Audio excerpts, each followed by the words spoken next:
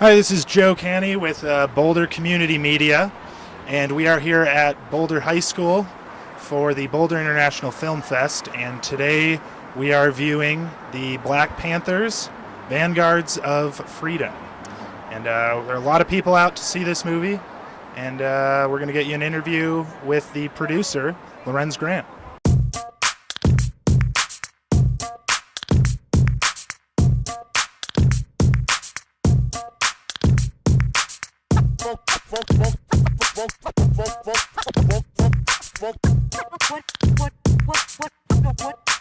What is that?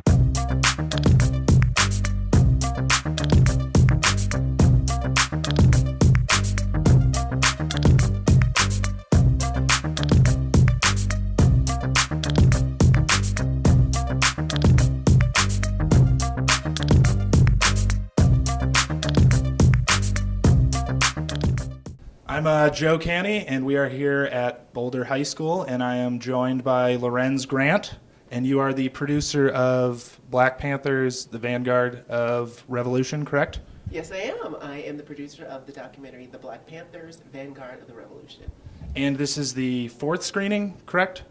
Yes, we're just beginning our screening. We premiered at the Sundance Film Festival, and we've premiered in Los Angeles at the Pan-African American Film Festival, in St. Louis at the Washington University there, and now here in Boulder. And what's the reaction been from the crowd so far? It has been really astonishing. When you work on a documentary, especially for several years, you really have no idea what the expectations are going to be, how it's going to be received, and especially when you do a documentary film on something as politically charged, but also exciting as a topic as the Black Panther Party, we were really curious to see how the reactions would be. And for example, at Sundance, we brought one of the former Panthers, Kathleen Cleaver, with us to the screenings, and she got standing ovations. So we are just really excited to share the film, so to see what people have to say about it. And I know this is, I think you said this was your third or fourth film with director Stanley Nelson, correct? And did you find it more difficult, less difficult to work on this film? Is it, as you move on, do you find it, you guys know how to work with each other better? Or, I don't know, just talk about that. Sure, it is, each film is different. I mean, you certainly learn the process of filmmaking. You have an understanding of the journey, the preparation, the offline editing, the production, post-production, and how to finish it. So certainly, as a producer, I have a better understanding of the nuts and bolts of putting a documentary together. I think the challenge of these feature-length documentaries that are about 2 hours plus is it's just such a monumental storytelling task, particularly in the historical vein, where you need a lot of archival material. And if you don't have anything to show, you don't have a film. And I think what was particularly challenging about this film, The Black Panthers, is that there was a ton of footage because it was late 60s, but there was also a ton of stuff that wasn't found or that was lost. So in a way, you have an embarrassment of riches of some of the same topics, but then not enough on others. For example, when you're trying to do the beginning of something, when something is just being founded or formed, you're going to have minimal archival material there because, it's not a sensation yet. It was just forming. So those were some of the challenges of how to bring each aspect of the party alive into the screen that we possibly could. Okay. And what motivated you to create this movie? This was a long gestating project. The director, Stanley Nelson, wanted, he was a teenager at the time when the Black Panther Party was formed and around.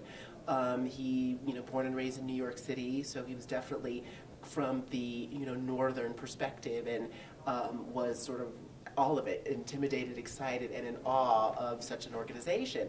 And once he started making films, a lot of people have tried to tackle a documentary on the Black Panther Party, but it's really challenging because it's how do you do it, where do you go, how do you even start?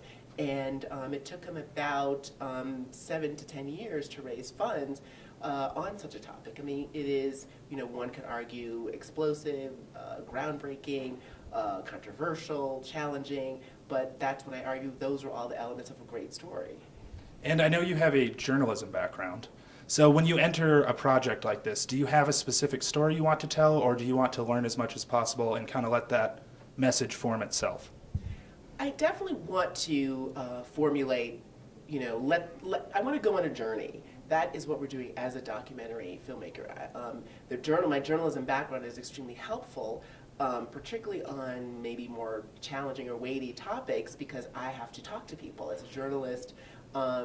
Producing stories on a daily basis or a weekly basis, you have to talk to people. You have to meet deadlines. You have to come back to the edit room and to your editor with a story. They don't want an excuse of, well, I couldn't find them, or they hung up on me, or they didn't want to talk. Your editor doesn't want an excuse. They want results. And so having that background and that training, I think it helped me formulate trust with subjects, give people space, and also challenge people. I mean, we should be critical thinkers when we're making these films. People may or may not have various agendas, and it's up to the filmmaker to hopefully be as open-minded as possible, but also as critically thinking as possible, so you could hopefully present in the end the most maybe complete and complex as well as entertaining film. And what do you want your audience to take from this film? It may sound like a cliche, but we really do want people to take what they will from the documentary. It is a documentary. It is a film. It is a piece of storytelling, and we want it to be as insightful and as entertaining as any feature film or a movie from Hollywood. We're not proselytizers.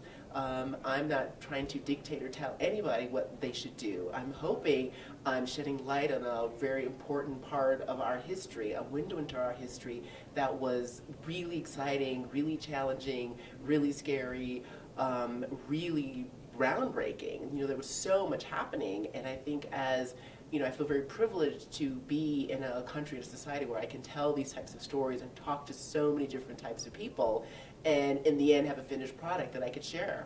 Yeah, and actually a great example of that would be, we had a little talk about after the film, and we had a lot of different people's perspective on it, and I know you said you guys were interested in doing that. For people who can't make it in person, how can they get information on the film, where it's going to be showing, and how can they join in on the discussion? Excellent. We would love people to weigh in, join in, find us. We are definitely on Facebook. You can certainly like us on Facebook. We're on Twitter. We're on the various social media platforms. We also have a website, theblackpanthers.com, at PanthersDoc for the Twitter.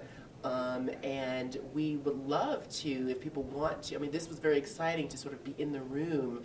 I felt like this is the present day change happening. You don't know what's going to happen tomorrow, but you have enough stakeholders in the room who care about where they live, who want it all to be better for everyone. And so I thought it was a really great idea to have people who are residents, maybe former activists, lawyers, you have like the whole professional class, teachers, retired individuals, and what we're trying to do on our website is, if people are interested in just having a dialogue centered around something to get people motivated to start talking, we welcome that opportunity to use our film for that purpose. It is a film. We're filmmakers. We're not teachers or lawyers or anything or politicians. So if hopefully locally people can find little bits of it or kernels of it that inspires them to make their communities better for them to live in. And if our film can be a catalyst for that, we're very excited. All right, and then last question, real quick. What advice would you give to aspiring filmmakers? Oh, it's a very exciting but also a very daunting and challenging profession. To be a filmmaker today, the beautiful thing about it is technology has become much more accessible, but that's also maybe some of the disappointing about it, because so many people are making films now. But I think what you do then is, what do you really want to tell? What's different that you want to bring to the table? You can see so many films now. So many films are available online. People have their own YouTube channels. We're going to broadcast on PBS. So the final film will be available streaming. There'll be teaching tools after that. So, in a way, you have no excuse not to do your homework. You can see so many films through Netflix, through Snack Films, through all kinds of streaming devices. You don't necessarily have to have the most expensive cable package, although sure, you can have that also. But I would recommend, if you really want to tell films, look at films and then see what would you like to add to it. And you can, and there's no limit. You can tell any kind of film. It could be a story on the past. It could be a verite, contemporary film. And on that note, we just lost a giant in filmmaking, Albert Maysles.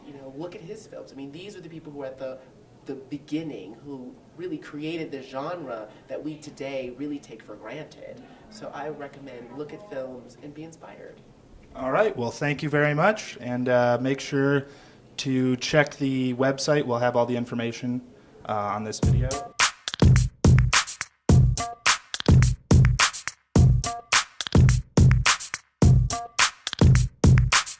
Folk